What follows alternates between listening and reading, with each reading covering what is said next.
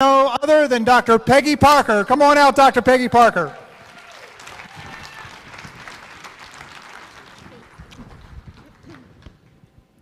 Good morning, everybody. I'm so excited to be here again. I'm trying to figure out where I can be, where I can see you. Here we go. Sometimes those lights are a little overwhelming. So what I want to talk to you about today is kind of a continuation of the talk I gave yesterday. But we've had a little schedule change, so we're really going to just do kind of part one today. And then later we'll get on to part two. So as you know, I'm a naturopath and a biological medicine doc. And I had a medical spa in North Idaho for a number of years before I actually found out about this particular ionized water. And so in my medical practice, I did all kinds of testing on my patients. And when I found this particular water ionizer, back in the days when I started, when I was a distributor with the NAGIC, the first machine that I bought was actually a DX. It wasn't even a DX2, it was the DX. How many of you have been around so long that there were only DXs available? Yeah, there's just a couple of us. I told somebody a long time ago that if you kind of figured out if you compared how long I've been in a NAGIC or been with this technology to dog years, I'd be super old, right? So I actually found out about this technology in January of 2005 and bought a machine right away. And because I'd been doing all these biological medicine tests with folks, as soon as I bought my machine, I took it home. I made arrangements to test 10 of my patients that were 60 years and older. And I'll kind of give you an overview of why I did that. Back in the day that I bought my machine, we had this policy that you could return your machine after 30 days for all your money back with no questions asked.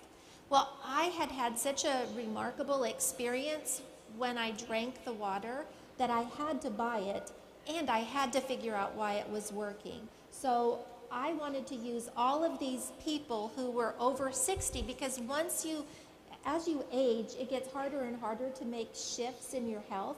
And so I thought, well, I'm just going to really give this thing a run for its money. And at the end of 30 days, if I don't see anything, I'm just going to return it, right? So I got these folks in, and I didn't know. Nobody could tell me how much water are people supposed to drink, what kind of, what are we supposed to do? So I just started checking. Because as I explained to some of you yesterday, my mind kind of works like a 3-year-old's mind. If any of you have ever had a 3-year-old or been around a 3-year-old, you know that their favorite question is why. And so I am always asking why. And if that's true, then why is that true? And if that's true, then why is that true? And so I had so many whys, I just decided that I was going to get some folks and start testing them. So I'm going to show you in just a second here some test results that I got early on with that DX machine that caused me to keep asking why. Now, I'm going to give you a little bit of background and let you know that one of my patients that didn't participate in this study because she'd already moved away, but when she came to see me, she was sent to me by a holistic MD in Spokane, Washington, who gave me the best compliment. He told me that when he had done everything he knew to do with his patients and he was still left scratching his head, he sent them to me and they always got better. So he sent me Lori, because Lori was 23 years old, and through this biological testing that I did, we were able to understand that her biological age, her chronological age was 23, but her biological age was 84. So doctors had only given her 6 months left to live, but they didn't know why she was sick. They had no idea. They just knew that she was declining at such a rapid rate. So that makes sense, right? The biological age is how old the organs in your body are. And so that biological age was 84 years old on a 23-year-old young woman. And we worked really hard with Lori, my staff, and I at my clinic, my medical spa in Coeur d'Alene, Idaho. We worked with her for 4 years. For 4 years, almost every day, for 4 years. We worked hard, she worked hard, and at the end of 4 long years and lots of time and lots of money spent, her biological age and her chronological age matched at 27.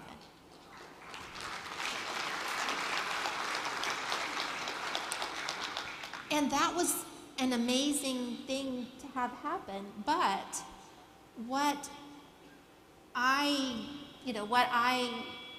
really wanted to see was, would this water help in any way? Now, I was really focused on the pH back in those days, and it was this test and the ensuing tests of other people who I had on the water that really got me to change my mind about what's really important with this water. And this is why I call this talk, this is where technology meets biology. So in this next slide, what I want you to see, I don't know how I'm supposed to change slides here.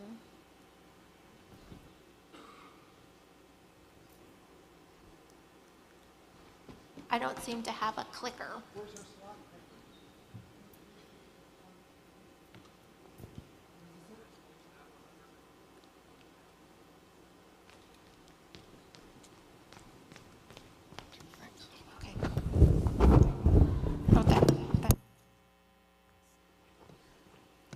Okay, well, that's backwards.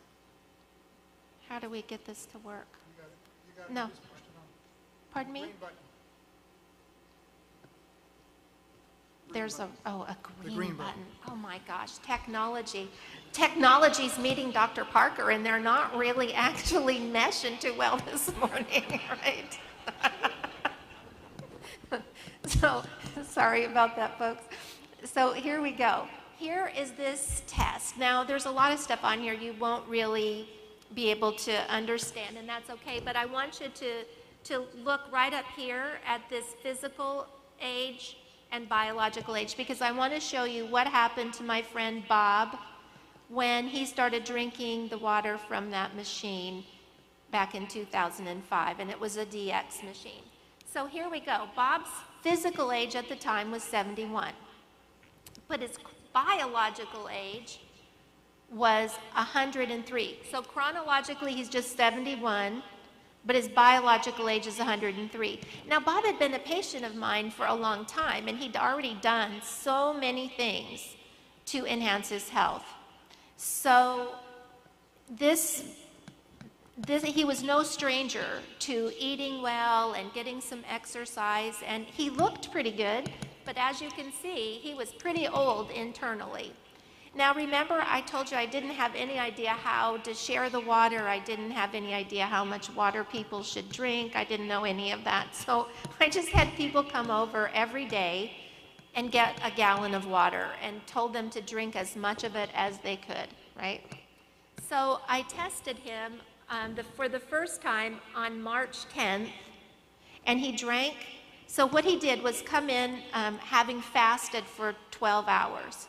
And he brought me his first morning's urine specimen. I took a saliva sample, I took a blood sample, and I ran it through this little machine called quantitative fluid analysis. And it spit out this information. And this is where all this comes from. So you can see on the 10th of March, his biological age was 103. He got his first gallon of water that day. He drank that water for 7 days. And then on the night of the 7th day, he started his 12-hour fast, came in on the 8th day. I took the test on the 18th, and look what happened to his biological age.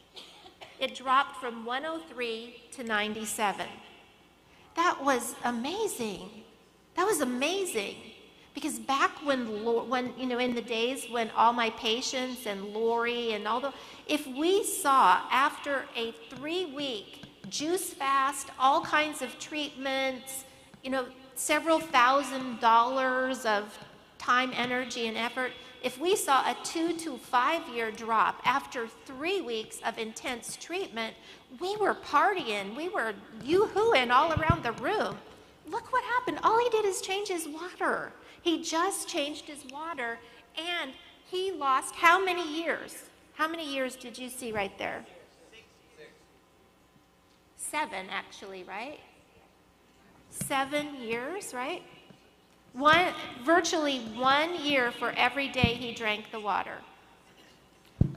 That's incredible. That was incredible. But I had no idea why.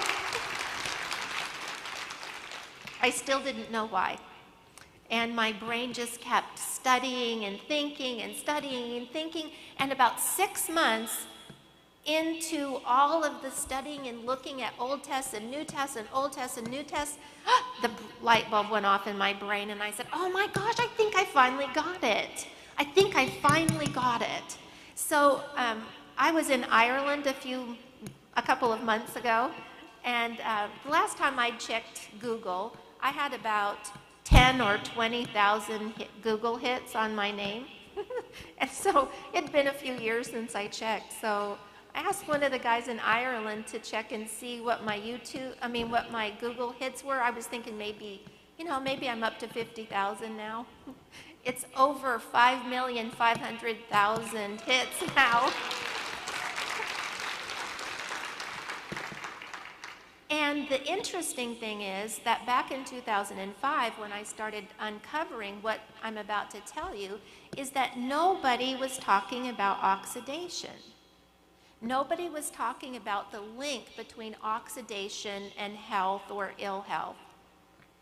But since I started talking about oxidation, it seemed like the whole world started to uncover this idea that oxidation was actually behind all this whole trio of destruction.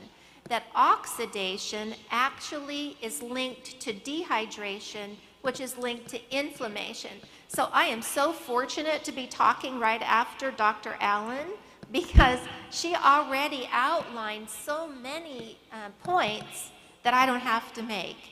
She already let you know that almost every disease is somehow linked to this trio of destruction of oxidation, dehydration, and inflammation.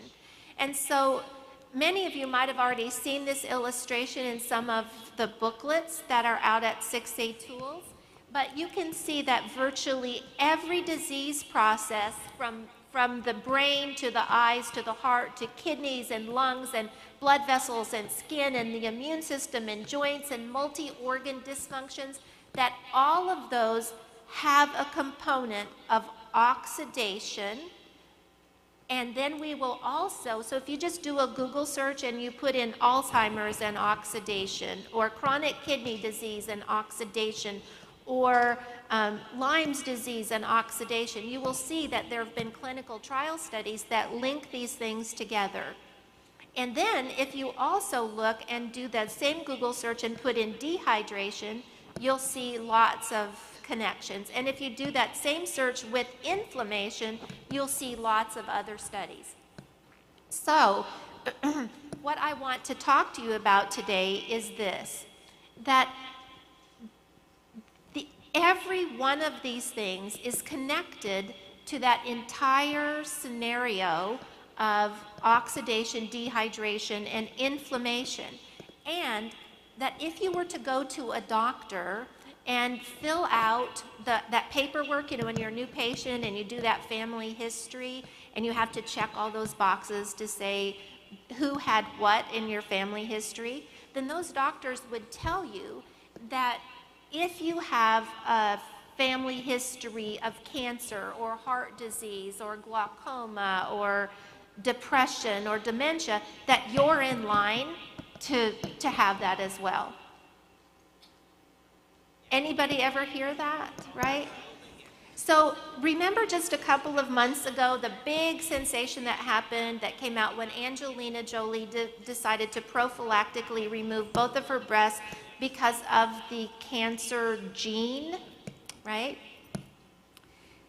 I am here to tell you something. I am here to tell you that your DNA is not your destiny.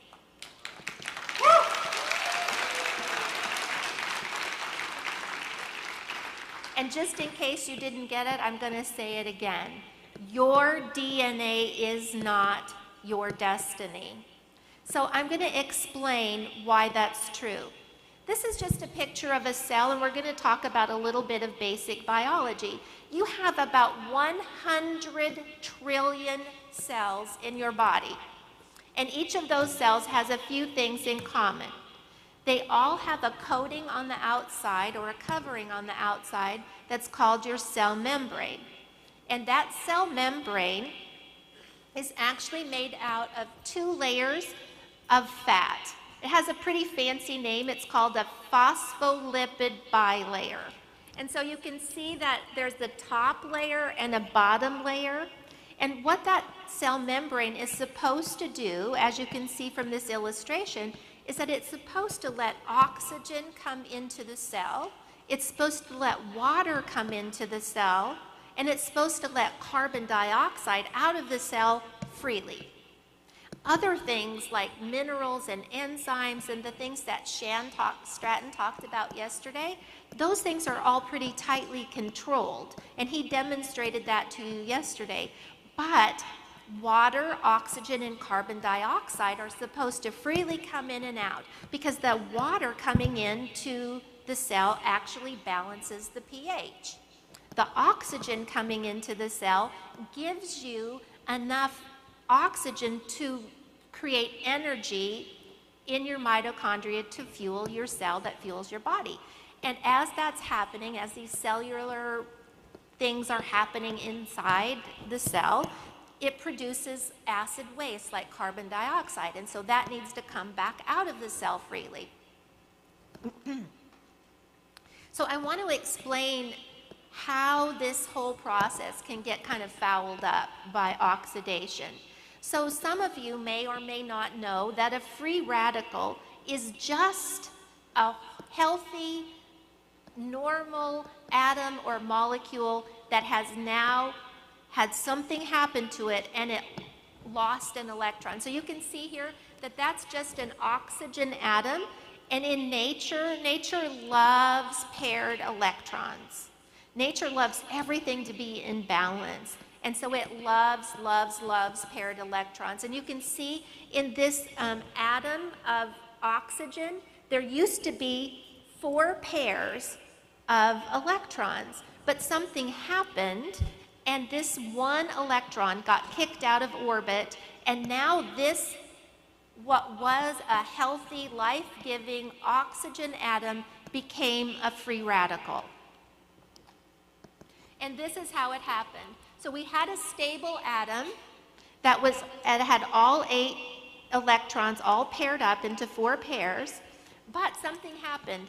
Either consumption of alcohol or sodas or breathing polluted air or eating food or breathing air or drinking water with toxins, lots of chemicals, fluoride, things like heavy metals, UV rays, X-rays, even your cell phones and your computers and television, and now with our genetically modified foods, one of those things happened from the environment that could kick that electron out of orbit. But that's not the only way it happens. In fact, our bodies are free radical producing machines all on their own, because exercise, emotional stress, cellular respiration, when what our body's making energy, normal immune functions, and even inflammation can kick one of those electrons out of orbit and create this free radical oxygen. Now, when Corinne was talking, she was talking about free radical scavengers. Well, that's what this oxygen, what's missing an electron is. It's a free radical scavenger. So it's actually going to go to the cells in your body and look for an electron to steal so that it can have 4 pairs or 8 electrons again, because nature loves paired electrons. When that has happened often enough on your cell membranes, it changes the entire fatty cellular membrane. Those fats, because fat's very easily oxidized, I want you to think about being in your kitchen where you might have fried something, and you try to clean that vent fan in your kitchen or the wall behind your stove, and it has that thick, sticky fat on. That's what the fat on your cell membrane starts to look like after oxidation, because that fat on your vent fan, that fat on the wall, that's just oxidized fat. So that starts to happen to the cell membrane. And as that happens, now oxygen is being repelled. Water's being repelled. Carbon dioxide's getting trapped inside the cell. And now we've got a really unhealthy cell membrane. Because as the cell membrane becomes oxidized, it becomes oxygen deprived, it becomes water deficient or dehydrated, and as that dehydration happens, the acids are concentrating inside the cell and upsetting the cellular pH of that particular tissue. So as you can see, as oxidation happened to the cell, it set up a whole situation for dehydration, and that set up a whole situation for inflammation. Now, as we pointed out, every single one of these disease processes or illnesses are related back to oxidation, dehydration, and inflammation. How many of you have ever read the book Your Body's Many Cries for Water, or You're Not Sick, You're Thirsty? All talking about how disease processes are connected to dehydration. How many of you have ever gotten a cut or a sore and you had inflammation, that red, puffy something all around it, right? So we're all familiar with that. And how many of you have heard the word antioxidant in your lifetime, right? Unless you were living under a rock in the last 5 or 6 years, you've heard of antioxidants. But what is an antioxidant? An antioxidant is just something that works against oxidation. So I want to show you how this cycle of oxidation, dehydration, and inflammation actually impacts your body. And then later, we're going to get to how antioxidants can reverse that. So here we go. We're going to start at the top of this illustration. And so your immune system, in order to protect you, so let's just pretend that you got a cut or a scrape, right? And so now your skin, this protective covering, has an opening to the outside world. And so your immune system immediately initiates an inflammatory response. That's our first response for healing, is for your body to send all kinds of oxidizers to that area to destroy the microbes that are trying to get in, the bacteria, the viruses, the fungus, trying to destroy all those microbes and to take away any dead tissue. And that's the purpose of inflammation. Now, as those free radicals come in to cause that inflammatory response and to destroy those microbes and to take away that necrotic tissue, what it does is cause damage to the tissues around the cut. So how your body normally works is once it sent in all those nasty oxidizers to kill all that bacteria, to take away all those dead cells, then your body's supposed to send in lots of antioxidants in the form of glutathione that we produce inside of our bodies. It's supposed to send in superoxide dismutase, or SOD. It's another one of the antioxidants our bodies make, and it's going to send those antioxidants in to clean up all the damage that was caused by that inflammation. Now, remember, because we are so bombarded, and I think I forgot to tell you this, and this is so important. Those 100 trillion cells you have in your body, every single one of them is bombarded by hits from free radicals, by 10,000 free radicals every day. Do that math. That's a huge number. 100 trillion cells, each one of them bombarded every day by 10,000 free radicals that come from the environment or come from inside of our body. Now, because of that, we've already diminished the amount of antioxidants that our bodies can manufacture. And so now what we've set up in this whole inflammatory stage is that now we've got this damage to the surrounding tissue, and our body needs to send out antioxidants, but we don't have enough. We don't have enough antioxidants. So this whole process of inflammation creates that oxidation in the surrounding tissues. That oxidation is going to set up a situation to those cell membranes right around that cut or injury that causes dehydration.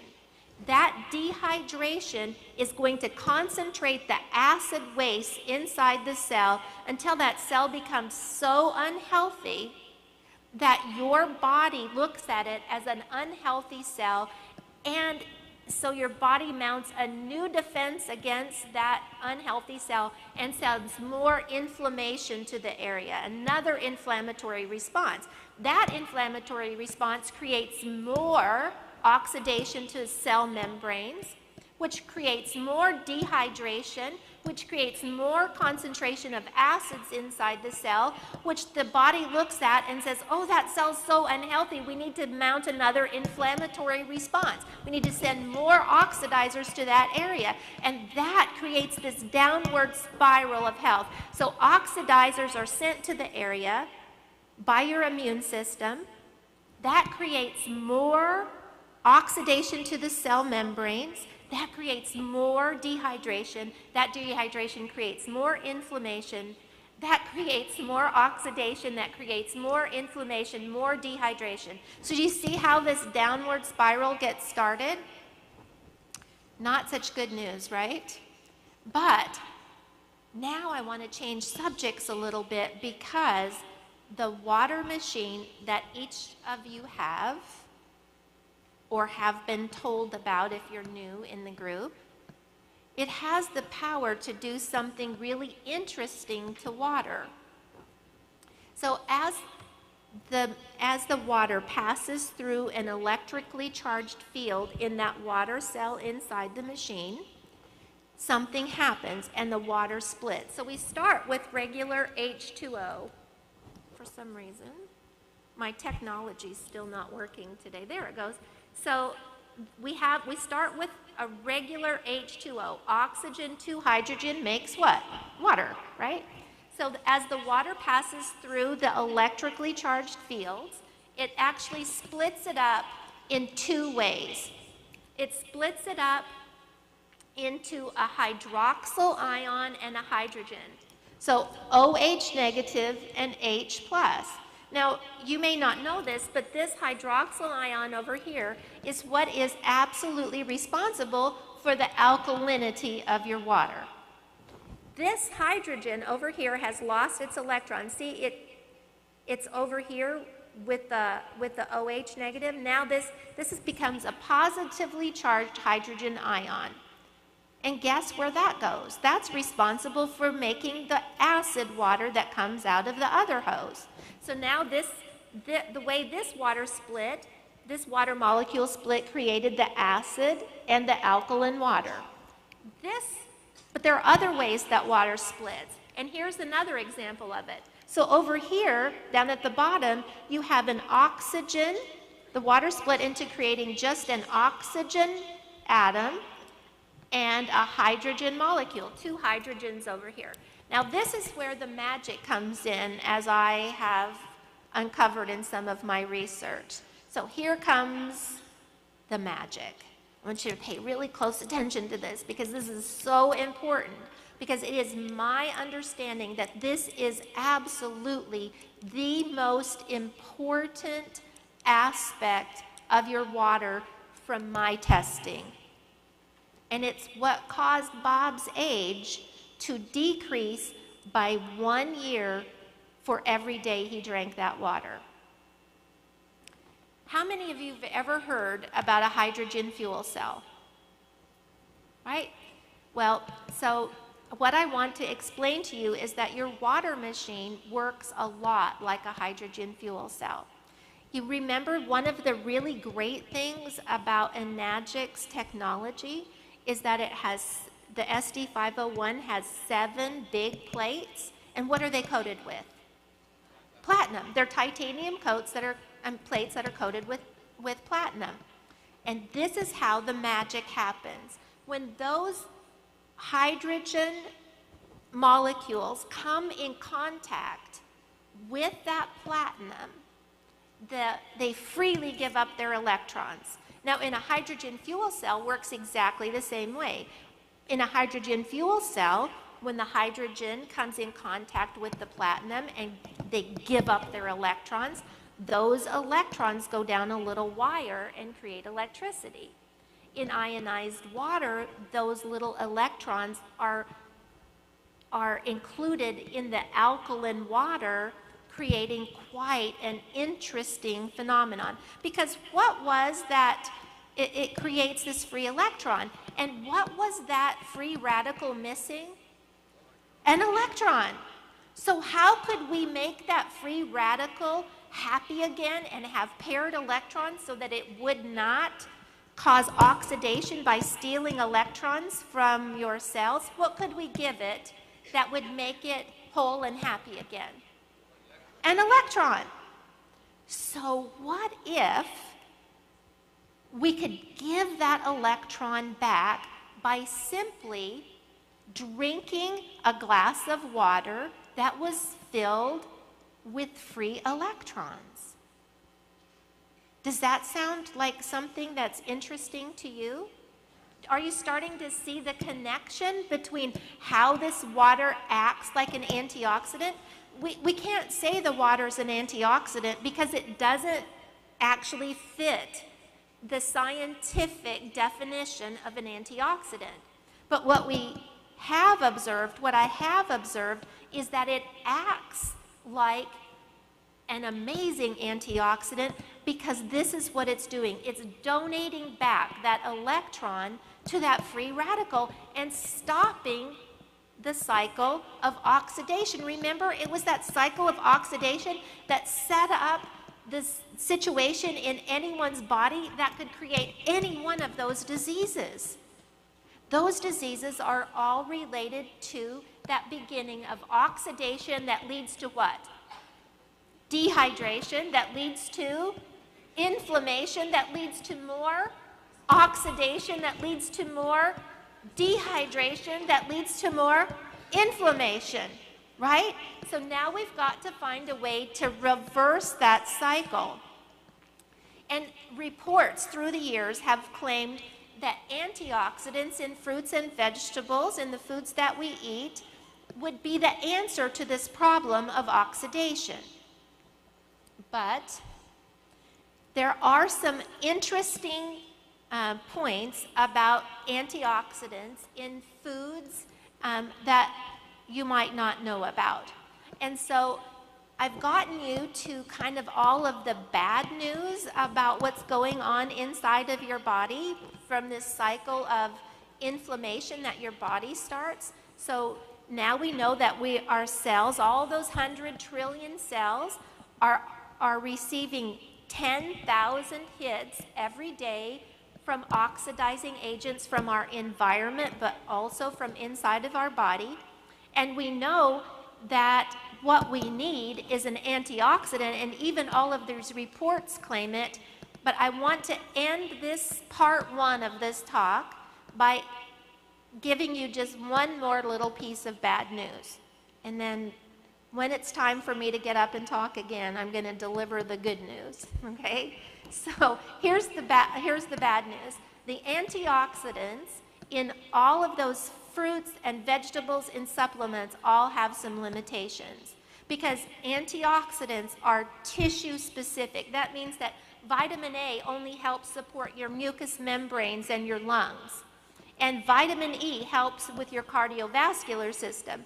And vitamin C helps support connective tissue and your skin. That's why when Shan was talking about vitamin C deficiencies and the collagen loss yesterday, which gives us wrinkles, you know, and these antioxidants even have some serious drawbacks in that only 25% of the average antioxidant in your food and supplements can actually be used by your body. And in high doses, fat-soluble vitamins like A and E can actually become toxic to your liver. And here's the one thing that I want you to take away is this, that as those antioxidants do exactly the job that they were meant to do, because there's a free radical and they're going to quench a free radical, how do you think they're going to do that? How do you think they're going to neutralize that free radical? They're going to do it by donating an electron. Now what happened to that antioxidant? It's missing an electron, so now it's actually become a weak free radical itself. So while it quenched a really bad free radical, it became a weak free radical, and it actually adds to that free radical oxidative stress in your body. So it's going to slow down those really terrible oxidizers, but it can never stop the cycle of oxidation. And so later when I come back, I'm going to be explaining how water with free electrons can actually reverse these whole situations of oxidation that leads to dehydration, that leads to inflammation, right? So that's it for part one, and I will be seeing you later. We've had a little change in scheduling, so I will see you soon.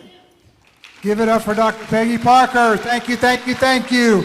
You want to explain these real quick within 60 seconds? So I've written lots of things to help you as tools, and so this is actually the first one Stan asked me to write, which is using ionized water in your kitchen. So it takes you through everything, gives you step-by-step details of how to do everything from clean your kitchen to cook food to clean your food, completely using ionized water only. There's a companion book to it that's called Your Home, a Chemical-Free Sanctuary, that tells you how to clean your house, every surface in your house.